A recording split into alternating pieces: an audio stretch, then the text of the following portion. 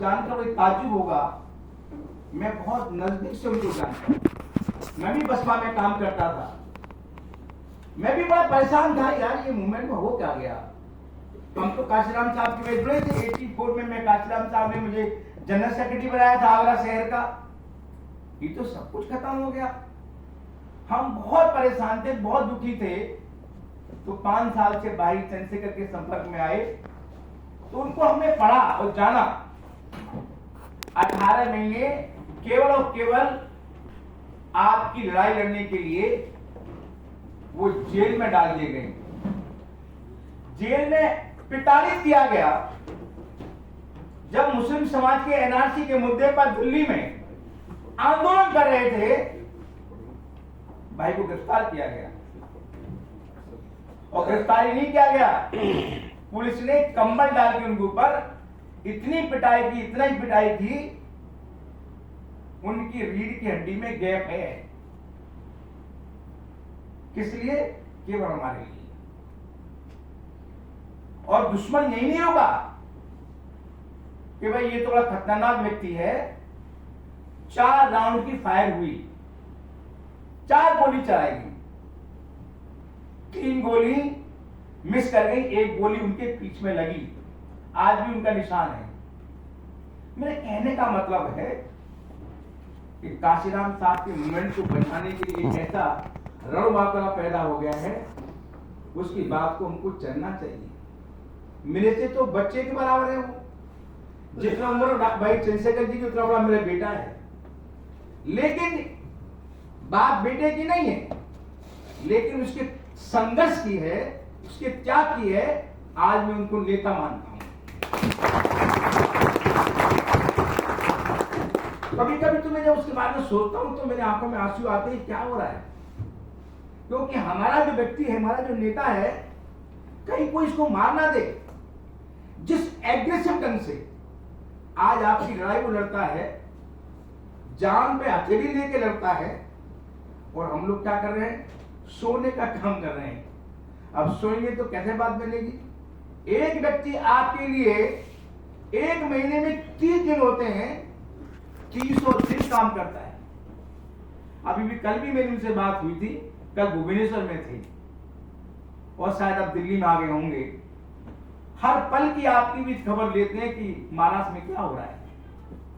तो मैं निवेदन करना चाहता हूं, जब भाई ने मुझे यहां जिम्मेदारी दी तो विश्वास कीजिए, मैंने भाई से कहा, भाई मैं यूपी से बढ़िया महाराष्ट्र को बना के छोड़ूंगा।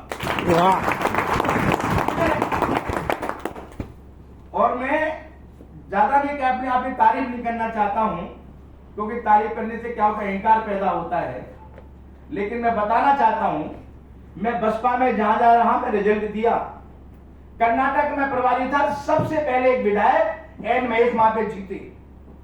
इसी महाराष्ट्र में मैं जब प्रभारी था तो 14-15 नगर सेवक यहां भी जीते। आपका नजदीक का जो जिला है, नजदीक का जो आपका स्टेट है तेलंगाना, 2 विधायक वहां जीते। दिल्ली में मैं प्रभारी रहा, 1 विधायक वहां जीता। और जब मैं यहां पे आया तो यहां भी विधायक बनाते बनाते चूक गए, बनाते बनाते थोड़ा सा चूक गए। गलती हमारी हुई, हम किसी गलती नहीं मानते। हमारी कहीं ना कहीं प्लानिंग में गलती रही होगी। दुश्मन तो चालाक है, हमारी हर जो चाल है, हमारी काम पर निगरानी रखा हुआ है। जब अमरावती में भाई चंद्रशेखर संघर्ष कर रहे थे, चुनाव के लिए रणभावरा कर रहे थे, युद्ध कर रहे थे, जगह जगह रैली कर रहे थे, मैं भी उनके साथ था। तो ऐसा लग रहा था कि भाई आरिफ पटेल यहां से जीत जाएंगे। पूरा दलित समाज के लोग, मुस्लिम समाज के लोग, बुद्धिस्ट समाज के लोग एक थे। तो आरएसएस बहुत खतरनाक एक जंतु है। उन्होंने कहा ये तो बड़ा खतरनाक है। यहां अगर आजाद समाज पार्टी खाता खुल गया तो आजाद समाज पार्टी कांग्रेस, बीजेपी, शिवसेना को साफ कर देगी। तो उन्होंने बड़े प्लान के साथ, बड़ी योजना के साथ, हमारे लोग तो योजना को बहुत जल्दी सबके सामने बता देते हैं, सारे जितने हिंदू कट्टरवादी हिंदू हैं सब एक हो गए हमारे प्रत्याशी बढ़ाने का काम किया, लेकिन फिर भी जो बड़ी बड़ी पार्टियां यहाँ बनती थी उन सारी पार्टियों से आलिम पटेल जी को लगभग 56,000 वोट मिला। ये छोटी बात नहीं है, बहुत बड़ी बात है। हम पहली बार चुनाव लड़े। तो मेरा निवेदन आपको ही है, जब तक आप कुछ नहीं करेंगे कुछ होने वाला नहीं है। तो मैं बता रहा था कि आजाद समाज पार्टी बनाने का मकसद कितना था कि हमारे महापुरुषों का जो आंदोलन बहुत तेजी के साथ बढ़ रहा था काशीराम साहब के नेतृत्व में, और काशीराम साहब के जाने के बाद मूवमेंट खत्म हो गया, तो भाई चंद्रशेखर के नेतृत्व में वो तेजी के साथ बढ़ रहा है। और आज बड़ी खुशी होती है, पार्लियामेंट में जितने लोकसभा के सदस्य हैं लगभग वहां पर 545 सदस्य हैं, और 545 सदस्यों में आपको जानकर खुशी होगी अपने नेता के बारे में जानकर, पार्लियामेंट में सबसे ज्यादा प्रश्न आपकी समस्या को लेकर भाई चंद्रशेखर ने लोकसभा उठाने का काम किया। इसी लोकसभा के स्पीकर को भी कहना पड़ा है, हालांकि वो बीजेपी का है, कि चंद्रशेखर आजाद जी ने सबसे ज्यादा प्रश्न पूछे हैं, इसलिए उनको संसद रत्न अवार्ड दिया जाएगा। यही नहीं, एक टाइम्स मैगजीन है वर्ल्ड की, टाइम्स मैगजीन, टाइम्स मैगजीन में उन लोगों के नाम होते हैं जो ताकतवर लोग होते हैं।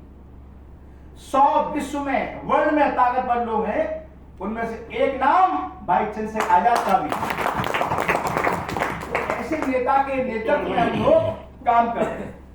मुझे बड़ी हंसी आती है जब बीएसपी के एक छोटा कार्यकर्ता एक पैदा हुआ, उससे पूछा गया कि भाई आप चंद्रशेखर को जानते हो?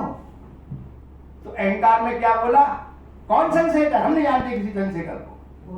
बोला नहीं बोला, वो सोने की चम्मच लेकर पैदा हुआ है और चंद्रशेखर भूख की गरीबी में पैदा हुआ है। अंदाजा लगा लो वो कहां खड़े हैं, हम कहां खड़े हैं। लोकसभा में उनका कोई सदस्य नहीं है। आज हमारे लोकसभा में आपको जानकर ताज्जुब होगा, भाई चंद्रशेखर आजाद कितने वोट जीते पता है आपको? 1,51,472 वोट जीते। और देश के प्रधानमंत्री कितने जीते पता है? 1,52,000। मात्र 700-800 वोटों का हमारा अंतर है। और नालायक लोग क्या कहते हैं, बहुत से लोग, ये तो चंद्रशेखर बीजेपी ने जितवाया है। बड़ी अच्छी सी बात लगती है, बड़े बेवकूफी बात करते हैं। अरे भाई, जिस चंद्रशेखर ने इतनी मेहनत के बल पर मां नगीना में काम किया, उसकी मेहनत को पानी देना चाहते हैं। ये साजिश है, इस साजिश से हमको बचना होगा। पूज्य काशीराम साहब 3 बात कहते थे। एक होता है हमारा शरीर का बल। अगर आप बीमार हो जाएं तो थोड़ा आप घी दूध खाकर, मक्खन खाकर या अच्छी दवाई लेकर बढ़िया हो सकते हैं, मजबूत हो जाएंगे। और यदि आपका धन चला गया, पैसा चला गया, तो कमाया जा सकता है, परंतु आपका मनोबल टूट गया कि अब कुछ होने वाला नहीं है, तो साथियों दिल टूट जाएगा और आपका कुछ होगा ही नहीं। इसलिए मनोबल को हाई रखना है, वो एएसपी को मजबूत बनाना है, ये काम आपको करना पड़ेगा। इसलिए आपको हर महीने हम ना जोन की मीटिंग करते हैं, ताकि भाई चंद्रशेखर जी की जो बातें आपको बताई जाए। तो मैं वही बात आपके बीच करने साथी में जा रहा हूं। अभी 4 तारीख को आदरणीय भाई चंद्रशेखर आजाद जी से मेरी दिल्ली में बात हुई, आमने सामने। और मैंने कहा कि आजाद समाज पार्टी भाई बहुत ज्यादा तो मजबूत नहीं है, लेकिन हमने जोन की और स्टेट कमेटी, जिला की, कुछ शहर की हमने कमेटी बनाई है। हमारे पदाधिकारियों की इच्छा है कि हम ताकत के साथ चुनाव लड़ें। तो हमने कहा कि भाई हम एक निवेदन करना चाहते हैं कि हम इस देश में दलित मुस्लिम भाई भाई का एक संदेश देना चाहते हैं। तो भाई बड़े खुश हुए, तो कैसे करना चाहते हैं उपाध्यक्ष जी? तो मैंने कहा भाई हमने अभी इम्तियाज अली जलील हैं, इम्तियाज जलील जो MIM के हैं, उनसे 2 बार की चर्चा हुई और वो हमसे हाथ मिलाने को तैयार हैं, तो जब वो हाथ मिलाने को तैयार है तो हम भी तैयार हैं। जब दलित मुस्लिम दोनों हाथ मिलाएगा तो हम कांग्रेस और बीजेपी शिवसेना को यहाँ पर नेस्तो नाबूद गारंटी से करेंगे ना गारंटी। अब आपको देखना है कि क्या चाहते हो आप।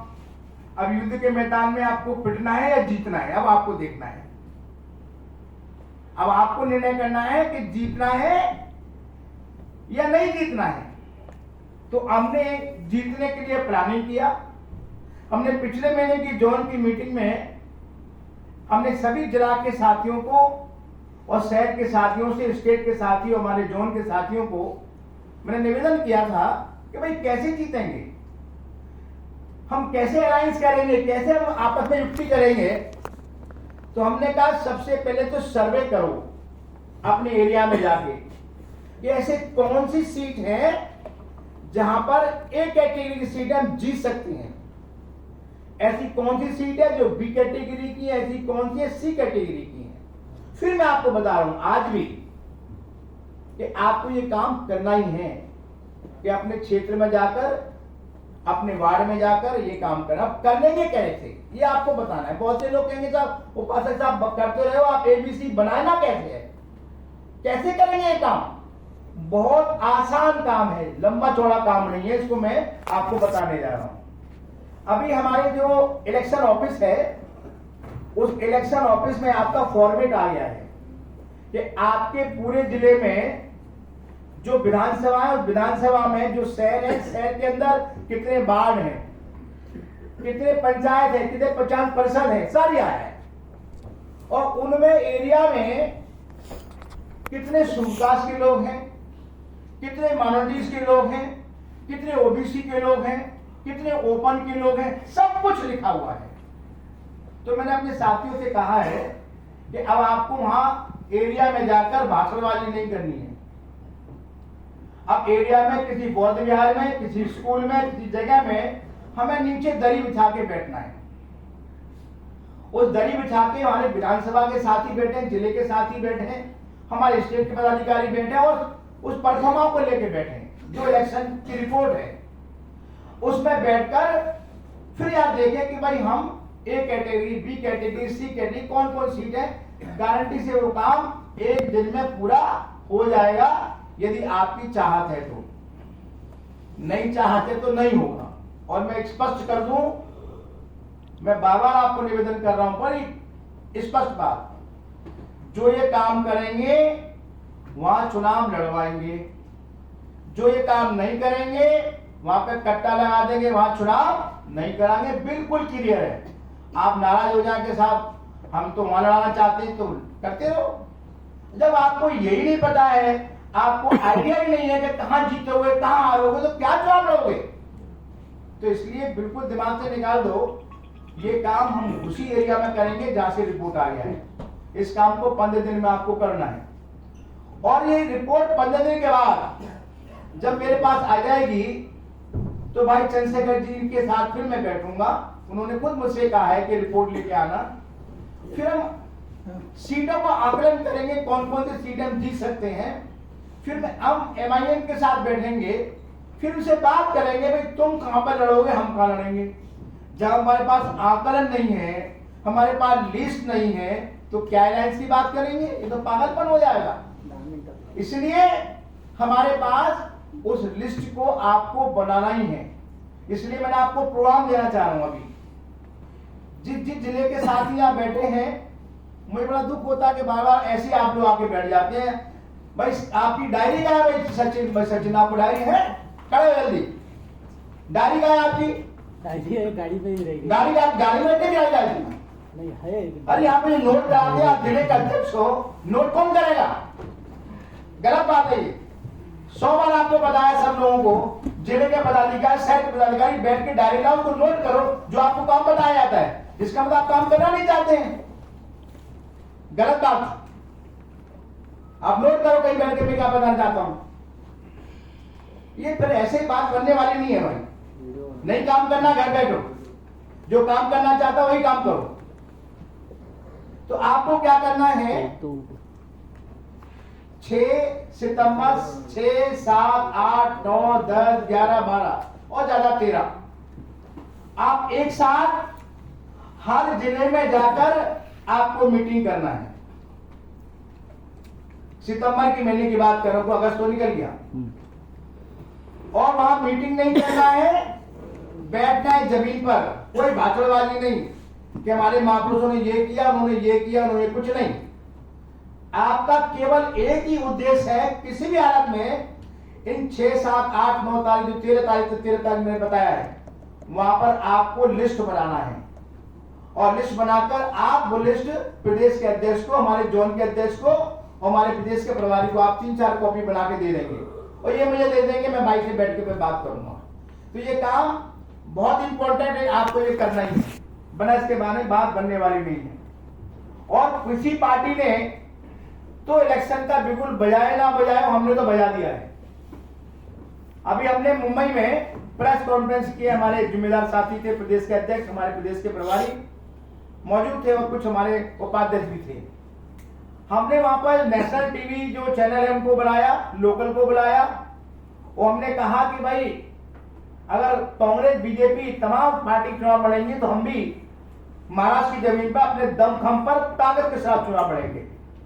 तो उन्होंने पूछा भाई आप कैसे जीतेंगे, क्योंकि हमको तो बच्चा समझते हैं, क्योंकि हमारी पार्टी 2020 में बनी है, 25 जगह 4-5 साल हुए हैं, तो हमको वो छोटा आकलन करते समझते हैं। तो मेरे से भी क्वेश्चन किया भाई आप कैसे जीतेंगे, तो हमने बताया हमारा संगठन बहुत मजबूत है और कुछ मुद्दों को लेकर हम चुनाव लड़ेंगे। हमने कहा कि पहला मुद्दा हमारा हेल्थ का होगा, हमने कहा शिक्षा का मुद्दा होगा, हमारा बिजली का मुद्दा होगा, हमारी रोटी रोजी का मुद्दा होगा, तमाम प्रकार के मुद्दे हमने गिनाए। और साथ साथ उन्होंने बाबा हमसे कहा कि भाई आपका क्या गठबंधन हो गया, तो हमने तैयारी हमारी जारी है, कोशिश कर रहे हैं। तो मेरा कहने का मतलब है, हमने मीडिया में, एबीपी न्यूज बहुत बड़ा न्यूज है, न्यूज 24 बहुत बड़ा है, उन्होंने पूरे देश में फ्लैश कर दिया है कि आजाद समाज पार्टी अपने दम खम पर चुनाव